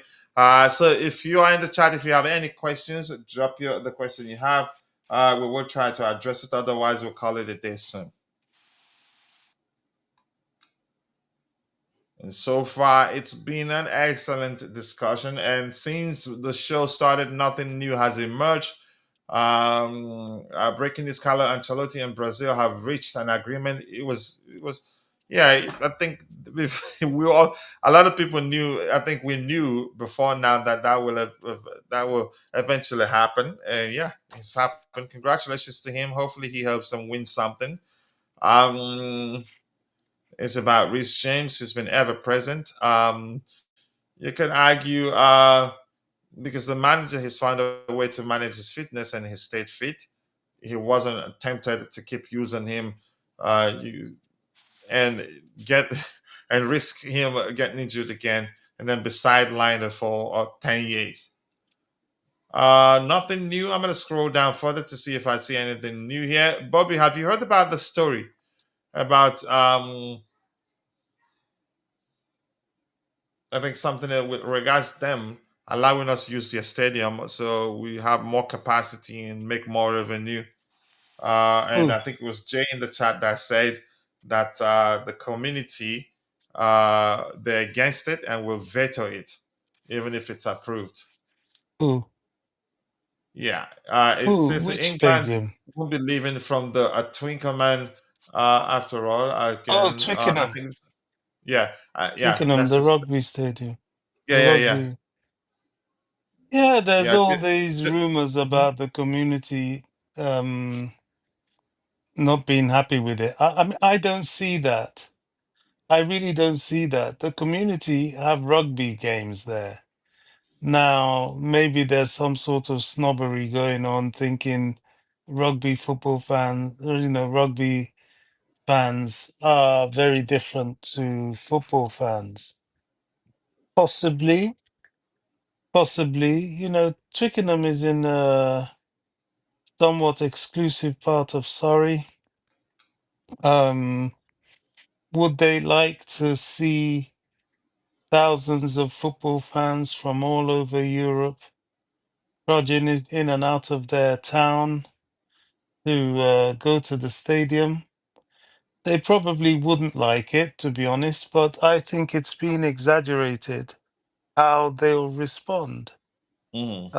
I don't know. They're not the type of people who respond in a protesting sort of way anyway.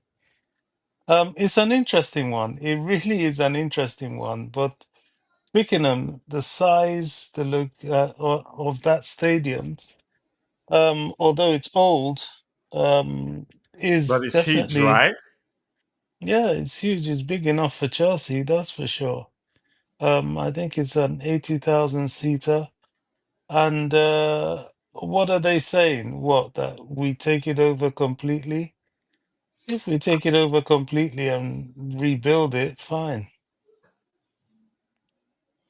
Yeah, It'd be yeah, yeah, perfect if you ask me. Be yeah. perfect because it's still southwest location.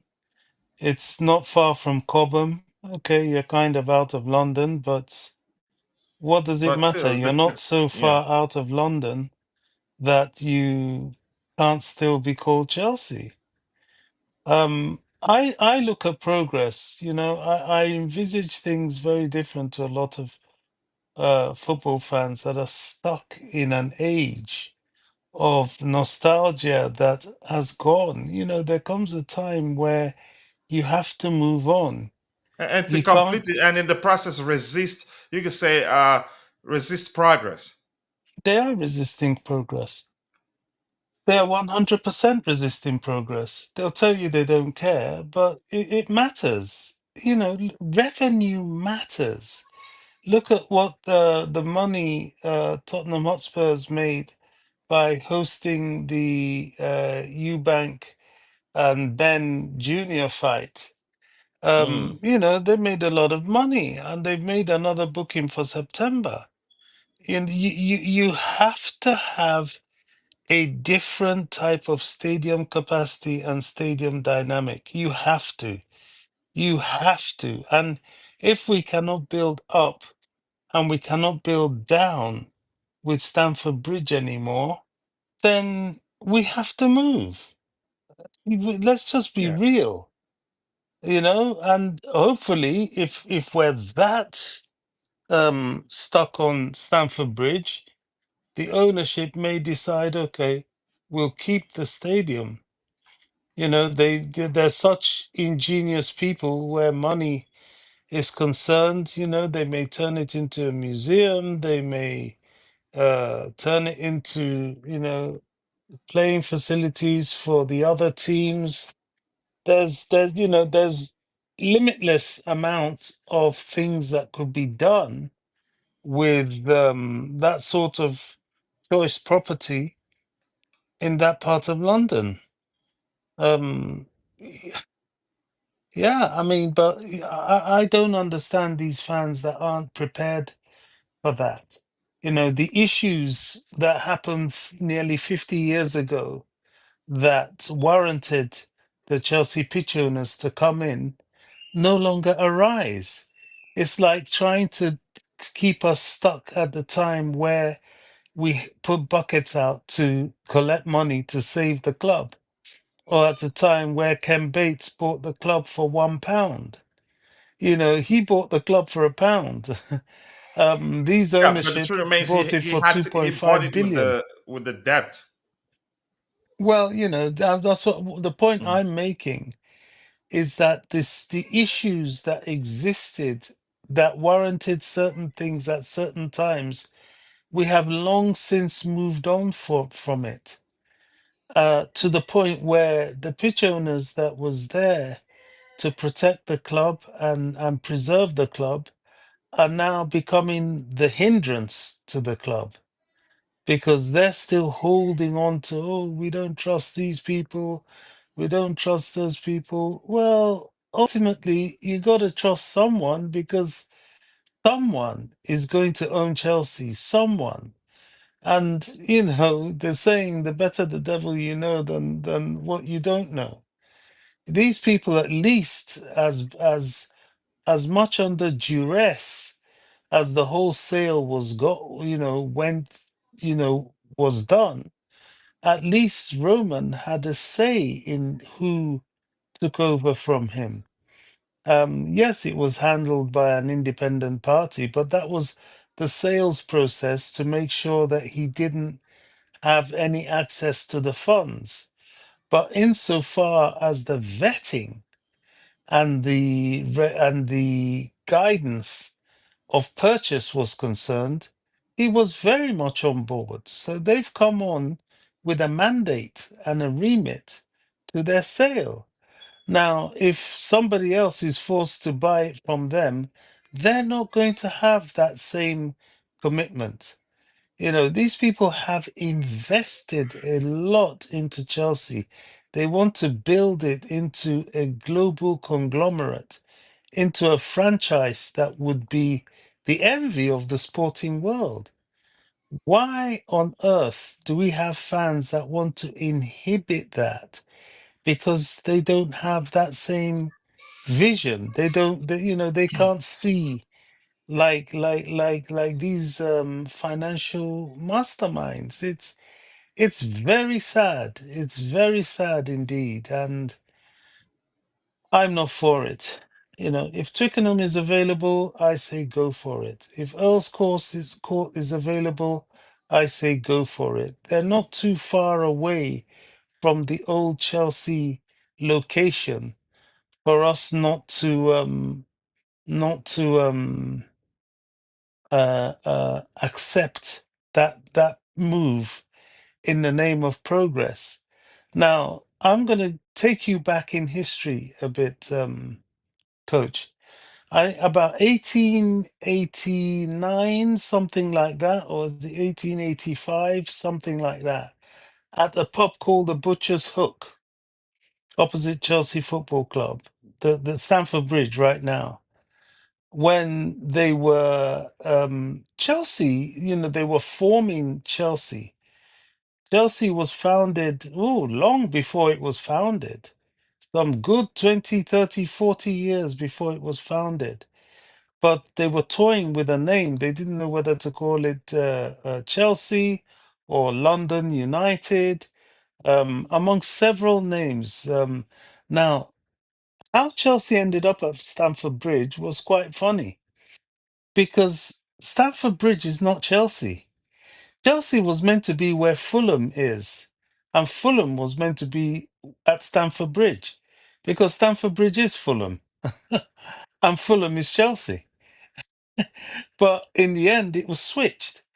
They're within a stone throw of each other, and it's kind of six of one and half a dozen of the other. But that is the actual Chelsea proper is in Fulham, what you call Fulham, and the actual Fulham proper is what you call Chelsea.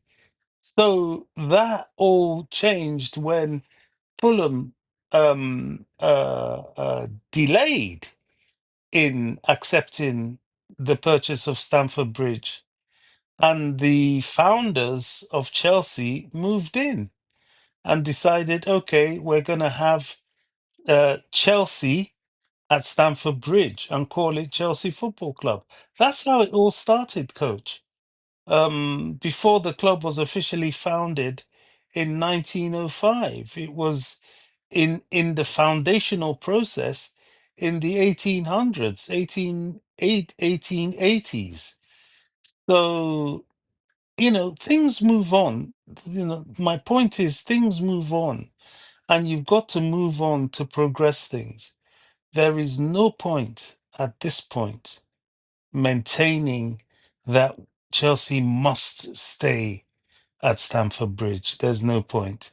If I would love it to stay there, don't get me wrong, but if they cannot develop it to a capacity that is befitting of the modern club that we are now, and that will bring us the revenue that we need, and if we can find locations that are not so far away and are prime locations like Earl's Court and Twickenham, a no-brainer.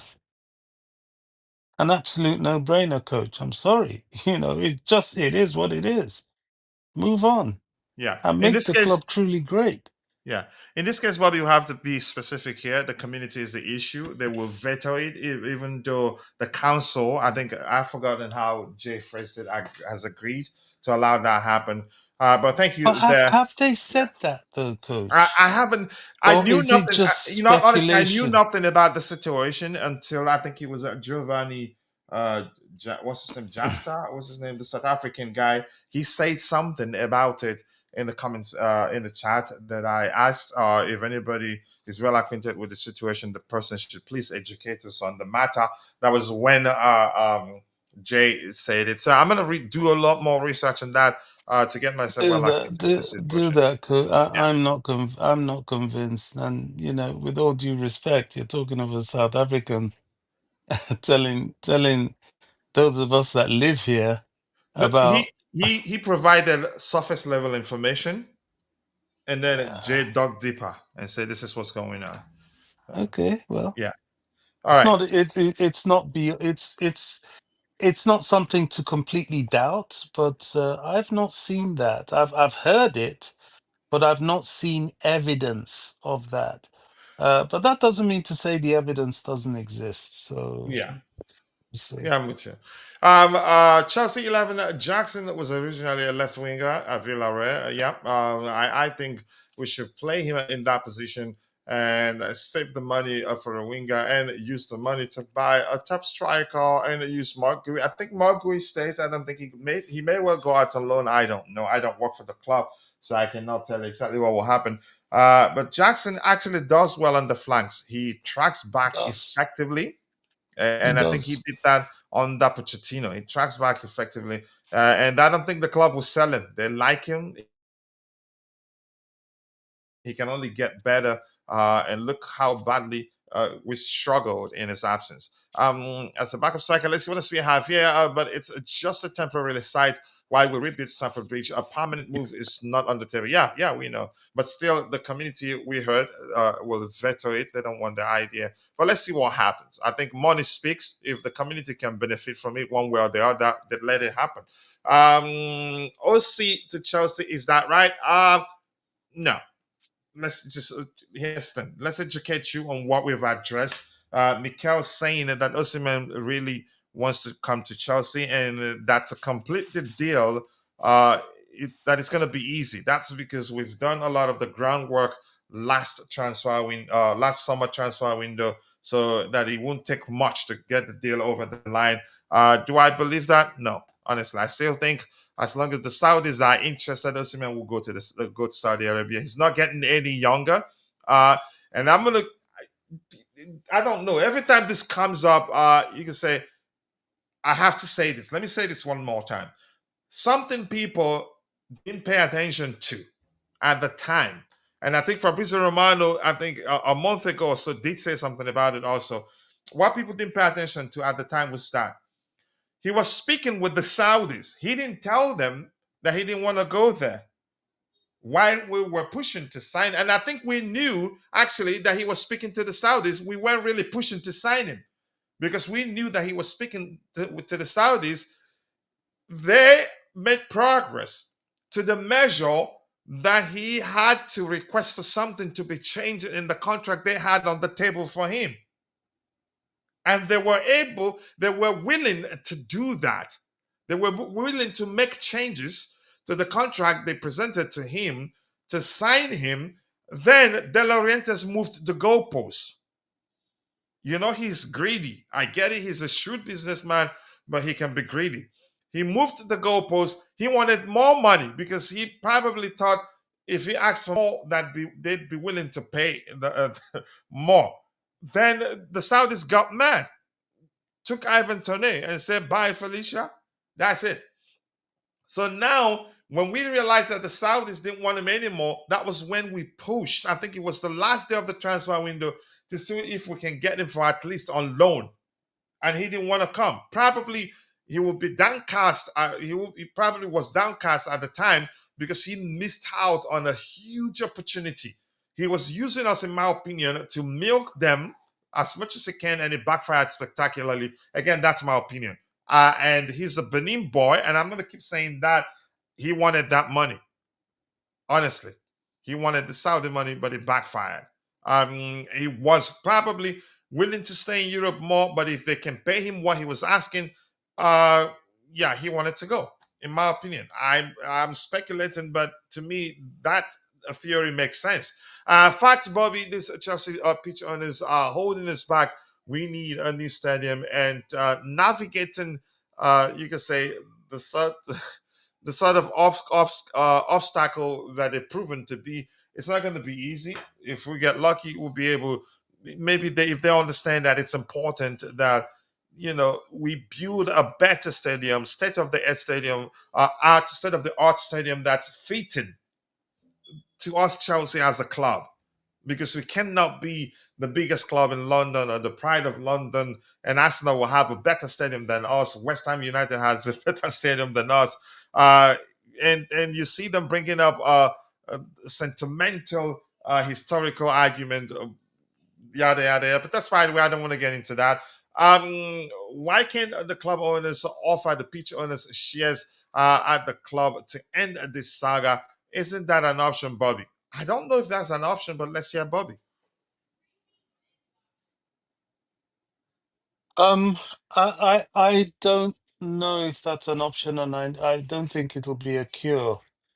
What they want is to maintain the control they have over the club. It's not really about having a stake in the club, because if you have a stake in the club, it doesn't necessarily mean you have control. So I'm not sure that option will be embraced. I've not heard that it's ever been offered because in the process of discussions, like in the discussions with Roman Abramovich, it wasn't the issue. However, to my understanding, Roman did reach a compromise, and his compromise was should he find a location within 5 miles of Stamford Bridge, they would agree to it. Hence the talk of Battersea. You know, if he had purchased Battersea, Battersea Power Station, which would have been a magnificent location for a perfect stadium, they would have Was that agreed to the it. area that a Chinese company bought? Yeah, that's what happened. They were gazumped by the government or the council, then giving it up to a load of Chinese property developers who basically turned it into a shopping mall, which is like a ghost town right now. You know, you go there, it's okay, it's vibrant, it's you know, it's buzzing a bit, but it's very hollow. It's not really giving what a Chelsea football stadium would have given to that location, in my opinion, because you know I've been there. You know, I've had lunch there with the family and so on, and it just doesn't do it for me. It just seems a wasted piece of estate. Now, you know, the property developers could suddenly say, okay, we're going to, like with most things, demolish this and turn it to a whole load of flats. You know, I don't know. Maybe that would be more lucrative. I don't know. Sad thing is that it's no longer in Chelsea Football Club's hands at the moment. Mm. Um, but you know, that was a compromise, as was the possibility of Earl's Court. You know, the whole Earl's Court conversation has been going on for a long time. Although TFL have earmarked it yet again to another set of property developers who want to do a similar thing to what was done at the Battersea Power Station. But that hasn't quite gone through yet. So the conversation is still there to be had, although it's been pledged to these other people. But it's you know it's not over till the fat lady sings, and things can change. You know, you It never can, know. yeah, it can. I mean, dialogue solves a lot of it. It can solve a lot of problems. Um, just establish a communication channel with the pitch owners. Talk with them. I mean, when you listen to them, then you know what case to present next time you speak with them. I think it will go a long way, and I think eventually they will find a solution. It's not going to be forever. I know I we're think all, so. yeah. Mhm. I think there is a considerable number of them who are quite open-minded and would like to see the progress of the club. It's just they want to feel confident that it'll be forever the club. Mhm. That's the thing. And of course, there are some that are more obstinate than others, but they have a voting system, and if a majority within their voting system wants to move on, they will move on. Um, but you know, the important thing is just to make them feel comfortable that Chelsea will never be sold off to anybody or be dismantled, because that was why they came in the first place, to protect the club from being dismantled. Yeah. Vic here is saying, why can't the club owners? Yeah, I think we've addressed that. Save the breach. I remember those days at Bobby, our club being bought for £1. And I think I saw something online today when Chelsea um, beat Leeds United 5-0 and gained promotion. That gave me the chills. I was, Mike, I was lucky to start supporting the club when we were, you could say, fighting relegation and all that. But it's good to learn that it happened. Where can I put my link? Press and hold the screen for just about a second, then you see the options there. Hi to you too, Miss Melina. I do hope you're doing well. I appreciate you finding the time to join the show this particular evening, and I know you've dropped a like. And people go and subscribe to Melina's YouTube channel. She covers all EPL clubs and beyond. The link is there. Very knowledgeable of the game. Greetings, Ty. Lateness is greatness. Ty, big up. Nice to see you. I do hope you're doing well. Up big right there, Ty. Nice to see you. And DJ, I've said hello to you.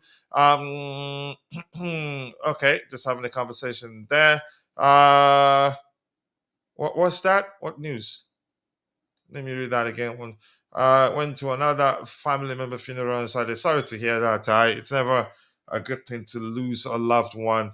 But again, I hope you're coping with it well. I am sorry to hear that. Sorry to hear that, too, Ty. You out, Chimera. Just go back to where you came from. Coach, that's incorrect. Osimhen wasn't going to Saudi Arabia. He had 600K a week on the table for weeks and then accepted because he was waiting for a European club. Okay, let's settle this. That's your own theory. That's how you see it.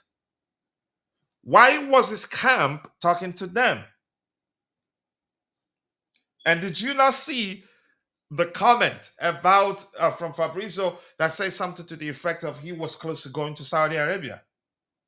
He was just trying to milk them more. That's what we have. What you have on your screen, on what we have on the screen right now, is your own theory. And what I'm telling you is my own theory. None of us. You weren't there. I wasn't there. We can only speculate. And I'm going by everything I heard, and especially after hearing Fabrizio Romano say, I think 2 weeks ago or so, that he was close to going to something to the effect of him being close to going to Saudi Arabia. And if you remember, De Laurentiis moved to the goalpost, which I believe was one of the things that turned up the Saudis, and they went for Ivan Toney. So you weren't there, I wasn't there. So I can say what you say, what you have on the screen, that's incorrect. As much as you have the right to say that my own theory is incorrect. It's that simple. Really. So you weren't there, I wasn't there. If you said, yeah, I could be wrong, and you could be wrong too. And once again, Ty, my condolences to you and your family. I hope you're coping with the situation well. Reports in Germany are claiming that Leverkusen are seriously considering a move of a Petrovic and are willing to spend big. I think we've addressed that report actually, but thank you for bringing it up again. I think it's absolute. It has no context. There's no, what's the language I'm looking for? No substance. It just doesn't. It's just. It's nothing. I didn't even want to pay attention to it, but we have to address it, yeah, because it's out there. It just doesn't make sense. What sort of sense does this particular report make? I don't know. But thank you for bringing it up again, DJ. We've addressed that particular report, but it just doesn't make sense, and I'm not sure what to make of it. I don't even watch Chelsea games. Okay, go back to where you emerged. Leave us alone. We are able. We are all here, and we've been able to endure the pain. We didn't stop watching Chelsea because we weren't playing well. Yeah. Okay, spot on, Vic. Okay, Vic. Kudos to you. You and DJ agree at least, so that you can double up against Chelsea. Yep. Once again, my condolences, a tie. I hope you're coping with the situation well. I'm here for this Vic versus Kachila match. You think I don't know you're on Vic's side? Just leave me alone. You're not my brother anymore, Ty. It's not a theory, coach, but I don't want to argue. Why you didn't eat lunch today? Why don't you want to argue? It's your thing. It's a theory. You cannot tell me it's a fact. You don't work for Osimhen. You weren't there. Yeah, it's really that simple, Vic. I'm winning this one. All right, much love to you, Vic. Let's see, much appreciated. Big up Ty, condolences also from Vic there. Much love to you, Ty. You know how much we love you here. Vic is usually not, just go away. Of course you're gonna side with him. It's 90% right. It's 90% right about his takes. Kachila, you're down 4-0. Just Don't talk to me again. Do not talk to me again. Just go away. All right. Anything else you guys want us to talk about? Otherwise, I think we should call it a day. Any questions? Any questions that we're going to try to address? It's been an excellent conversation, and I think people are beginning to realize that we do stream on daily basis, right about this time. I think that's what works best for me. I was here for the Vic Kachula fight. I haven't got my popcorn. uh, uh, I don't like Vic one bit, not at all. All right. Any questions? Any other topic?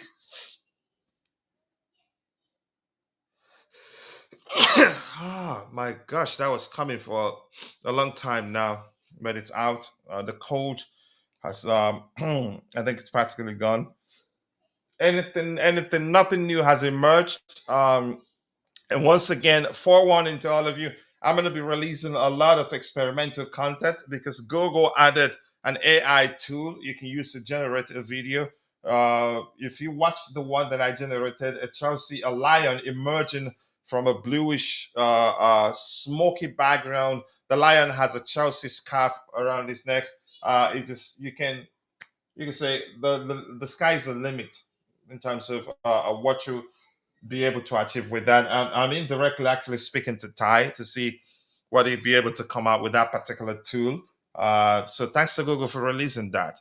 Um, yeah, Vic is well, except that he's not well in the head. Um, I don't know. It doesn't look like anything new has emerged. I'm gonna go back to Vince's page to see. If you have any questions, drop it in the chat section. We'll try to address it. Mm. Anything. Why is this? Is he even moving? Blue footy. Okay, I was clicking on it and it was showing me the card of his profile.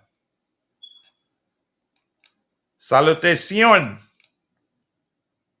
Madame Miss Melina. Much love to you. Nice to see you, my sister. From another mother. It's using the dark arts. Just leave me alone. If you have any questions, drop it in the chat and we'll try to address it. If you ask a question that I cannot answer, I'll pretend I don't see it. Okay, this says that Chelsea may be set for a miserable experience in their Conference League semi-final first leg in Stockholm this week over concerns with an artificial pitch. I hate that. That was it was on that how Ruben Loftus-Cheek got injured. It has emerged that how'd you pronounce that? Jugodan's own players have voiced their frustration with the new turf at is it Third Arena, believing it is dangerous and on and on. I can't read that. Vic has gone quiet, which means I've won. Okay, so any questions, Bobby? Anything you want to talk about before we call it a day? I think we'll be streaming for nearly 2 hours now. And it's been a good conversation, really. Yeah, no, coach. There's nothing really. All right, thank you Not so for much. today. Thank you, Bobby. Moises Caicedo has won more possession than any other player in the Premier League this season. Okay. Moises Caicedo 197 times. Bruno Fernandes, wow, 191 times. In third place is Ryan Christie, 182. Ryan Christie of Bournemouth. Ryan Gravenberg, 182 of Liverpool. Lewis Cook of Bournemouth, 178. Elliot Anderson, 177. Nottingham Forest. Idrissa Gueye. Idrissa Gueye for me is underrated. His experience to 177. João Gomez, Wolverhampton Wanderers, 174. Christian Norgard, is how you pronounce that, of Brentford, 173. And Andre of Wolverhampton Wanderers of 172. Kudos to him there. Wow. Chances created. Bruno Fernandes has created the most chances, 84. Okay. Chances created in the Premier League so far this season: 84 for Bruno Fernandes, Mo Salah 81, Cole Palmer 80, Enzo Fernandez 73, Benjamin Koklowski 64, Brian Mbeumo 63, Yuri Tillman. I never liked him, but he's cooking now. The Belgium international. Does he still play for Belgium? 60. Andreas Pereira, 56. Martin Odegaard, 56. And Mikel Damsgaard, 55. Wow. All right. I want to say thank you to the legendary Bobby for finding the time to be with me on the panel. Once again, it's been an excellent discussion, and the numbers are improving gradually. We've been streaming consistently at this time of the day, and people are starting to learn that we're back. The Blue Morning Show will also come back, but we do need help. So thank you, Bobby, for joining. What's going on with who? With Cole Palmer form, and it's temporary. I think he will be back. It's not a permanent thing, and he's still very young. You should go find that Gary Cahill interview. He explained it very well. He's very young, so that is something that's commonplace with young players, irrespective of how good they are. But that's, by the way, thank you to all of you. Thank you, Chimera. Thank you, DJ Sav, for joining us. Who else was here? Vic, Miss Melina, I appreciate you for joining. Vic was also here. I appreciate you. Namaya Fowler was here, and Ty was also here. Ty, once again, condolences to you and your family. And if I miss your name, apologies. I'm only human. See you guys next time. God bless us all, and cheers.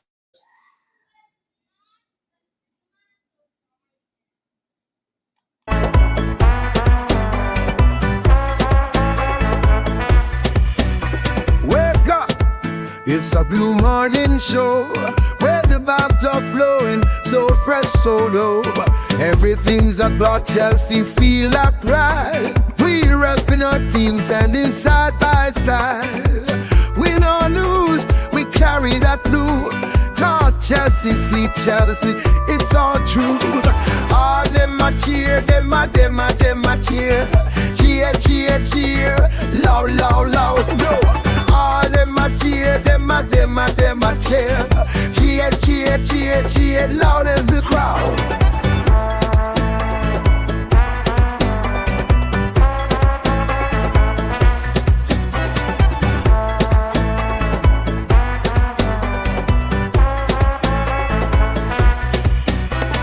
In the stands we jump and sway, feel the beat. Got that rhythm in our hearts, can't take defeat. Every match we rise, watch the game unfold. Blue blood running deep, our story told.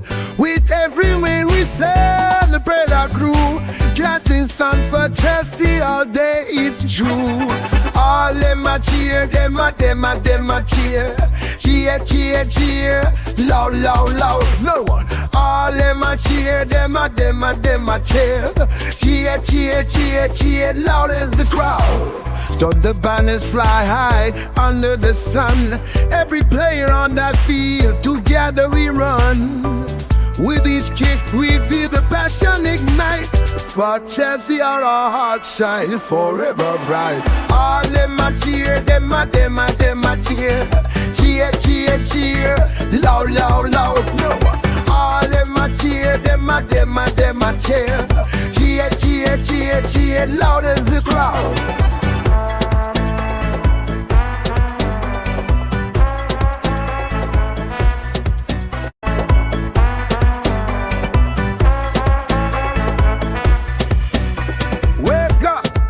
It's a Blue Morning Show where the vibes are flowing, so fresh, so low. Everything's about Chelsea, feel like pride. We repping our team, standing side by side. We don't lose, we carry that blue. Cause Chelsea, see Chelsea, it's all true. All them a cheer, them a cheer. Cheer, cheer, cheer, loud, loud, loud, no. All them a cheer, them a cheer. Cheer, cheer, cheer, cheer, loud as the crowd.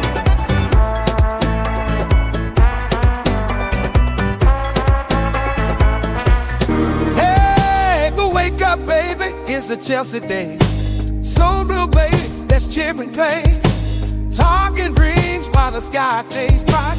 Rest your head, but not the night. Every moment, every goal we see. In our hearts, it's Chelsea, me and you, we can agree. Oh, take me out and stand with you, privilege you talk. When to tap our take and you. Oh, Chelsea, we stand tall. We stand tall. Everywhere we give our all. Everywhere, yeah.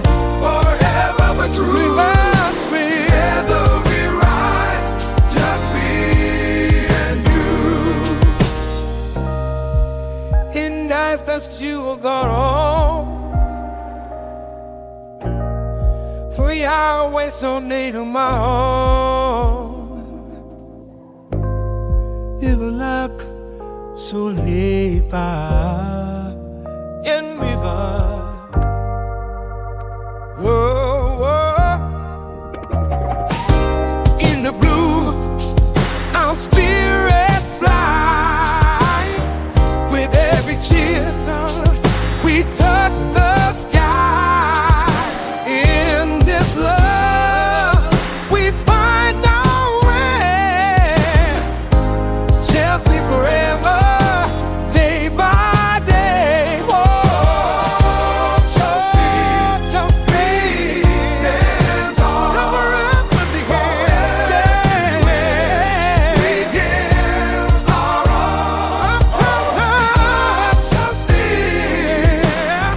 forever but true. Together we rise. Just me and you. Hey, go wake up, baby. It's a Chelsea day. So blue, baby, let's chip and play. Talking dreams while the sky stays bright. Rest your head, but not the night.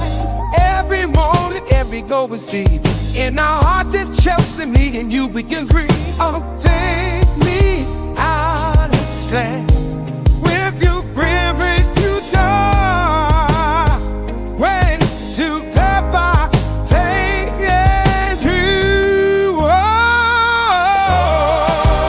Chelsea, we stand tall. We stand tall.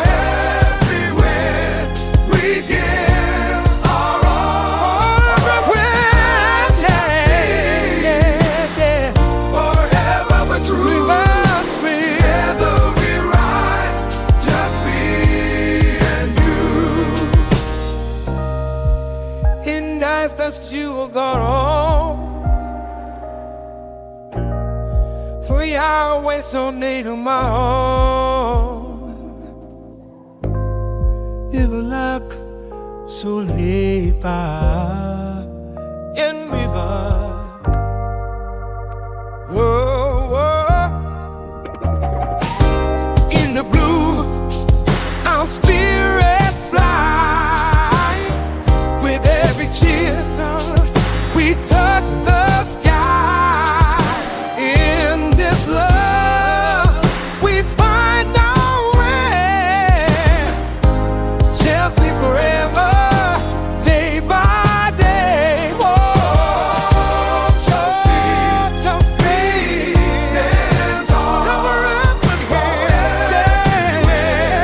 We give our all. Chelsea, forever but true. Together we rise. Just me and you. Hey, go wake up, baby. It's a Chelsea day. So blue, baby, let's chip and play.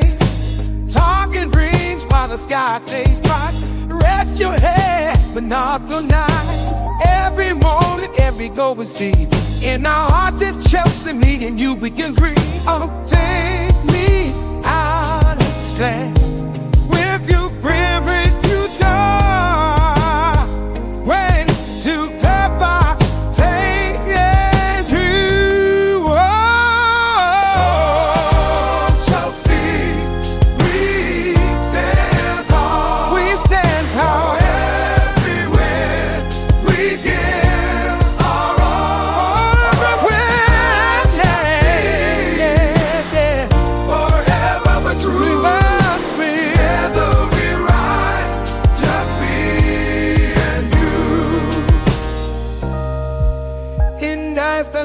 still got on. For Yahweh so near my own. Ibulak sulipa.